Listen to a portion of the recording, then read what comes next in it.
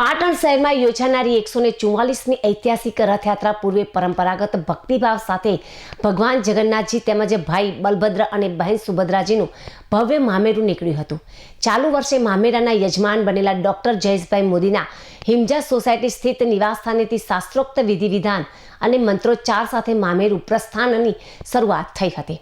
શણગારેલી બગીમાં નીકળેલા મામેરામાં જય રણછોડ માખણ ચોર ના ગગનભેદી નાદ અને ભક્તિ સંગીતના સૂર રેલાયા હતા. આ શોભાયાત્રામાં વિવિધ ઝાંખીઓ આનંદ કરવા મંડળની બહેનો અને ભાવિક ભક્તો મોટી સંખ્યામાં જોડાયા હતા. આ શોભાયાત્રા હિમજા સોસાયટીથી નીકળી બગવાડા દરવાજા, જૂનાગંજ બજાર અને હિંગણા ચાચર થઈને નિજ મંદિરે પહોંચી હતી, જ્યાં રથયાત્રા સમિતિ તથા મંદિર ટ્રસ્ટ દ્વારા મામેરાનું ભવ્ય સામૈયું કરવામાં આવ્યું હતું.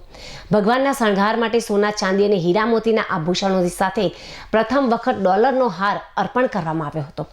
રજવાડી મખમલી વાઘા, 500 ગ્રામ ચાંદી અને 1,51,000 રોકડા અર્પણ કરાયા હતા. ભગવાન માટે વિદેશી ચોકલેટ્સ તેમજ ડ્રાયફ્રૂટ્સ અને કિંમતી અલંકારો ચઢાવવામાં આવ્યા હતા. અંતમાં યજમાન ડોક્ટર જયેશભાઈ મોદી, તેમના ધર્મપત્ની અલકાબેન અને સમગ્ર પરિવારે ત્રણેય મૂર્તિઓને પરંપરાગત મામેરું અર્પણ કરી ધન્યતા અનુભવી હતી. આ પ્રસંગે મોટી સંખ્યામાં શ્રદ્ધાળુઓ અને સ્નેહીજનો ભક્તિના રંગે રંગાયા હતા.